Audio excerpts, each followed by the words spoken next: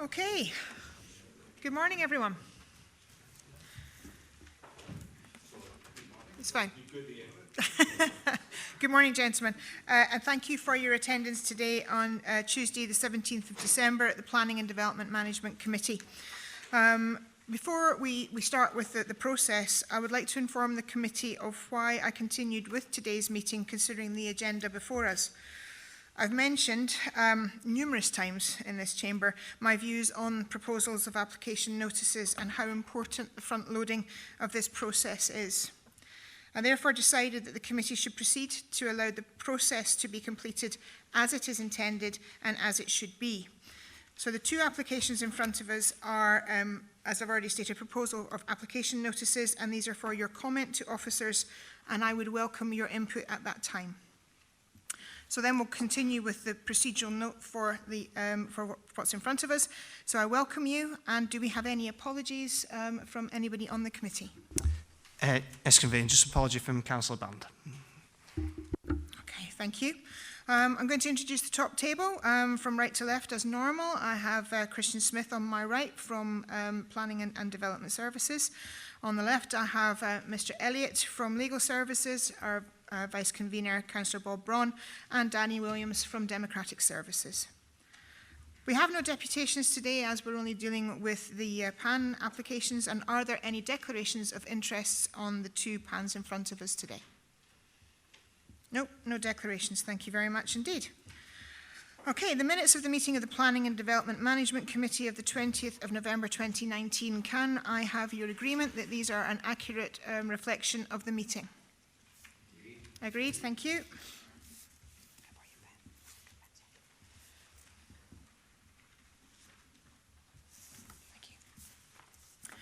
Wonderful, and that takes us on to the planning applications, well the PANs actually that are in front of us.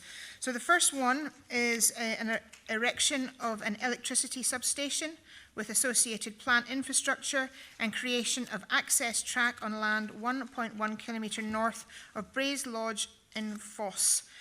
Committee, do you have any comments that you would like to pass on to the planning department that you would like them to look at during this application? Councillor Wilson, thank you. Didn't want to disappoint you, Convener. And I thought, since you never do, sir. Thank you. One or two, I think, quite major issues. We're getting a wee sprinkling of these applications for what are euphemistically called substations. I think that belies the fact that they're a lot bigger than what we regard as a domestic urban type substation for electricity. So they can be quite big developments. They're obviously an essential part of our utilities infrastructure. And I just wonder what learning we transfer in terms of the planning service from one application to the next, because I think the last time we did a discussion on one, it was different from this. It was a lowland one, my memory, it was near Cooperangus. But there must be bits of learning as a planning service that we can transfer from the consideration of one application to the other, because there are particular things that pertain to these that don't pertain to a lot of other applications. So that's my first point. Maybe there might be a comment on that. I think the other major comment on this I have in relation to the location is ecology. Must be a major issue here. And I mean that in all its sense of woodland, watercourses, wildlife, biodiversity, such. And also, it's also for an access track. Now, sometimes in Highland Perthshire, the access track, if you were in a helicopter going over the site once it's completed, is more significant on the landscape than the actual construction of the building or the main core of the thing. So I just wonder in relation to that, an access track can be a scar on the landscape, inverted commas, right?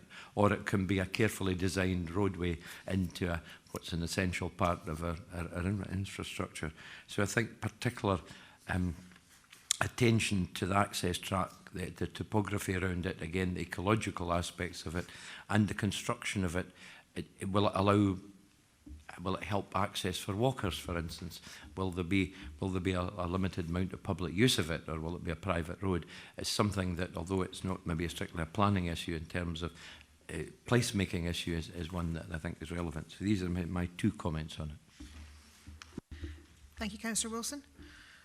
Are you happy that your first comment is regarding learning aspects of each application is put into the report of handling, or would you like a comment? Yes, I mean, as it is appropriate, the planning service may want to respond just now to that, or they may want to go and pontificate upon it. I'm happy either way. Okay.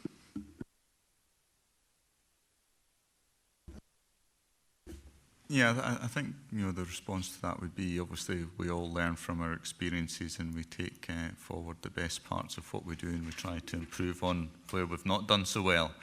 I'm not sure if there's maybe specific areas that you feel we need to recognise in these learning areas, or if there was just a general point being made there. I'm not quite sure as to how to respond, sorry. I think it was a generalised point rather than a specific one. I did point out, Convener, that the last application, I think there's been one near Meagle, there's been one near Cooper Angus.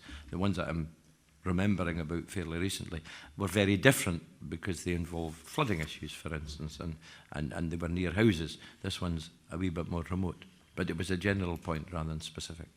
Thank you, Councillor Wilson. Councillor Anderson? Thank you. Yeah, looking at it, this big red splodge, is this just the general area where this substation will be in, or is this going to be wholly taken up?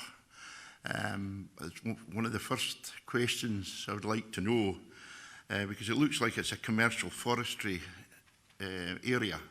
Okay, can I just remind the committee that this is actually for comments to take back to be assessed with the report of handling?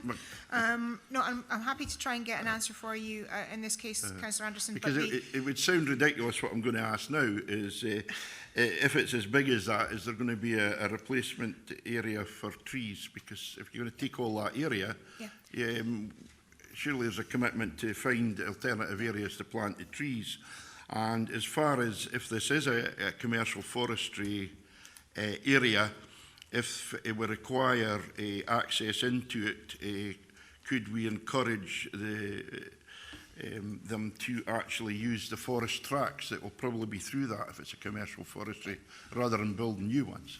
Yeah, understandable. Thank you very much indeed for the comments. The reason why we don't answer questions is we haven't actually had an application in, so it could vary when the application actually arrives. So when the application actually arrives in based with all the details on it, that's what gets assessed. But this is the pre-information we've been given. So I don't know if you wanted to make a small comment on that, but until we get the application in, we won't know what the actual size of the red line is. In terms of the proposal of application notice, that's the information we have. There's no specific detail as to what the substation or all of the other ancillary items would comprise. But I think what's important here is we comment on things that we would need to consider. I think the points you're making are noted and valid. We will certainly raise that with them. Thank you for that. Councillor Gray. Thank you. Just a question here to understand something. 15A, need. To what extent can the planning authority influence the need, or surely the need is one that will be dictated.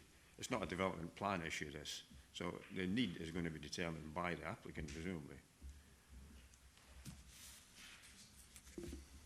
This is a national development, and the NPF3 sets out various commentaries in relation to the items that are identified within that plan, and under the transmission network.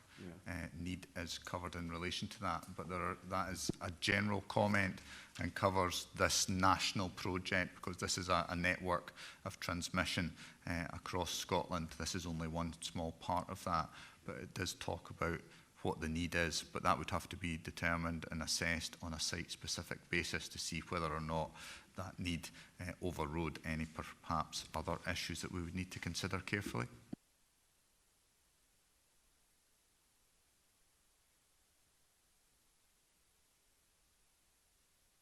Yes, I think the national plan talks clearly about the need for the transmission network as an entity, but whether or not this is the most appropriate location, so the right thing in the right place at the right time, would have to be considered very carefully. Committee, any further comments for planning to take on this application?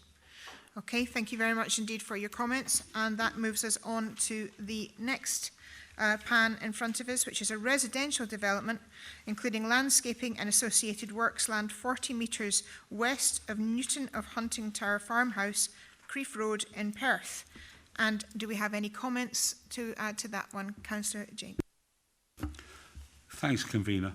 I'd just like a couple of things, actually. One I'm very conscious of is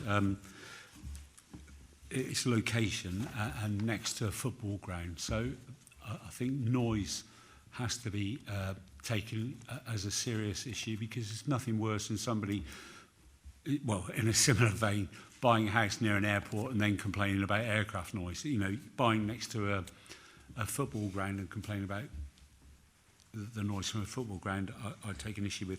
The other thing that I have concerns about with this area is that, okay, it's on the Creef Road, but it's at the junction with the A85, the new junction.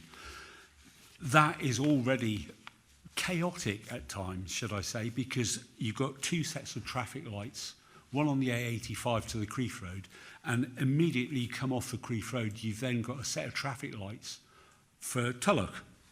And it does cause chaos with this extra amount of traffic coming from any development here. I just fear for the traffic setup. So I think as part of the plan with any development that comes, a traffic management plan needs to be seriously looked at, including, and I know it's out with this area, but we need to look at the A85 junction and the Tulloch junction with lights, please. Thank you. Thank you. Any further comments for planners on this application? Councillor Wilson. Thanks, Convener. In a way to follow on from that, I think traffic and associated issue is a serious issue on this location.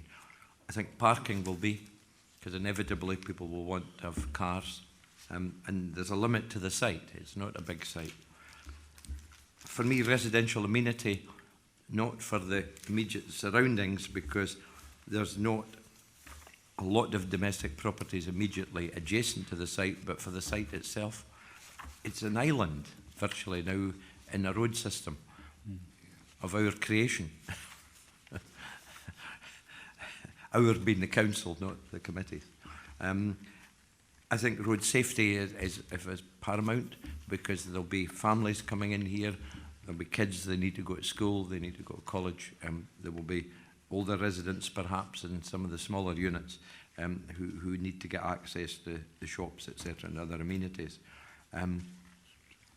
I think landscaping and again the biodiversity factor is really important, because there are limits to the site. It was the farm previously, which is now virtually disused, and this is the developer using up part of the land that's kind of left over after the readjustments of the new road system, the readjustments to McDermott Park, and the readjustments, if there's any, and there have been some fairly recently in regard to Tesco's. Some of the traffic has been removed from the site with the removal of the spur road going into what was the road that went round the back of Tesco's onto the bypass, but has been replaced by a road immediately to the right as we look at the plan.